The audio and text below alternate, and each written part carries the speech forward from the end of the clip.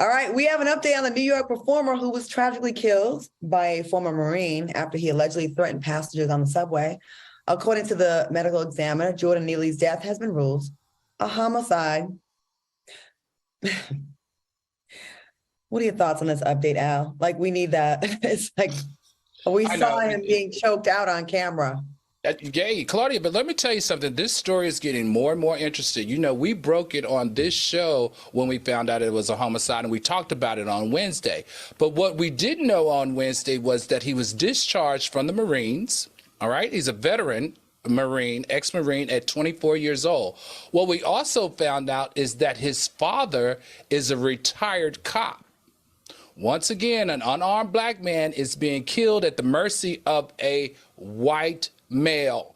I think that there's more. What is that, Funky? There's something in the milk ain't clean. Something in the milk ain't clean. I think something in the milk ain't clean. And as we dig more and more into this case, we're going to find out that that young man has a thing for taking down men of color. I'm sorry. I just feel it somewhere in my gut. And I want to give a shout out to DJ Nice, who put up an incredibly nice post about his heart was still hurting around this young performer's death. Thank you, DJ Nice, for still keeping the noise and the pressure on the neck of the DA in the state of New York. And it's crazy because the black mayor of New York, Eric Adams, who a lot of people are like, seems like the ops a little bit. He was so quick to condemn AOC for calling this a murder. Remember that? I don't know if y'all seen that. He was like, oh, she jumped the gun to call it a murder. We all seen it on film.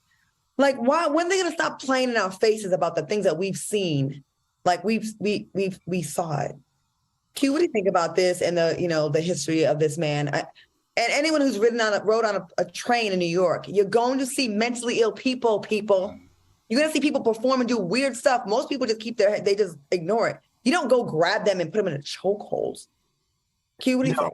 I'm about to change the trajectory of this story just a little bit. I think when it's all said and done, all black people from across all communities, we feel the same way about the situation. I watched an Amanda Seales video earlier today, and Amanda Seales really pointed out something. She was like, we're so quick to get outraged when white people do something to us, but where were the black people on the train when this happened, and why didn't anyone step in and help this situation? And she just really made a valiant plea that if she was on that train, that she would have stepped in and done something. And one of my biggest issues with New York City and why I would never want to live there, my best friend is where I told him, New Yorkers are too desensitized, in my opinion, to the plight of humanity. That is why you're able to walk past people who are damn near bleeding out of their femoral artery and just keep damn walking or whatever and not do anything about it.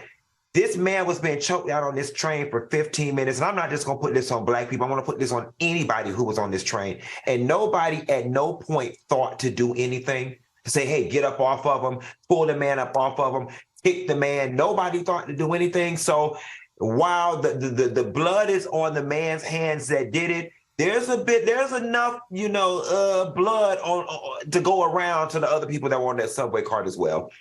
I agree. We're at a place in New York has been like that for a long time. People be like, oh, well, not my problem. I remember hearing about a woman getting raped on the stairs of the train, the subway, and no one did anything. They just walked around her.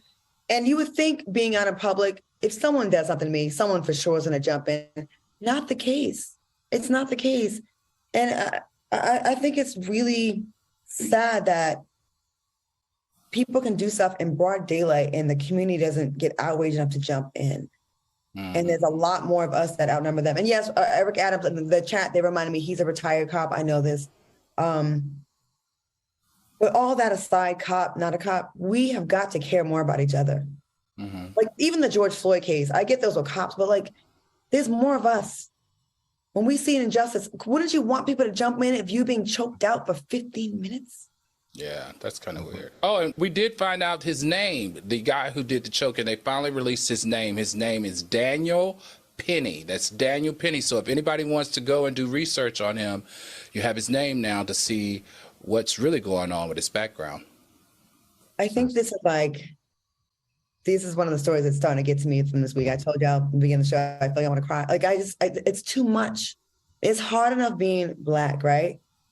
whether you full, quarter, I don't care. It's too hard. Like, it's hard enough. And then to keep seeing people that look like they could be your cousins, your family, your brother, yourself, being taken out and nobody cares. Like, nobody cares anymore. Like, we're going to talk about this for a week and then we're not going to talk about it. All right, y'all. You in Vegas, girl. Go to the dispensary and get yourself a good reefer. No, let her go to a craps table. She'll be all right. She'll get her soul back. The crap table and kicking my ass. That's another reason why I'm saying. Yeah, tell the truth. Tell the damn truth. Want to get up here and blame it? You want to blame it on Mercury retrograde and all this other damn foolishness? Tell the truth. You don't spent up all your money. Your money. No, you can't. Your money. I lost a lot of money. I lost a lot of money. How much you lost, Claudia? How much you lost? You just got there. It's been a day. As soon as I got here, I went to the tables. It wasn't going good. Then I started chasing.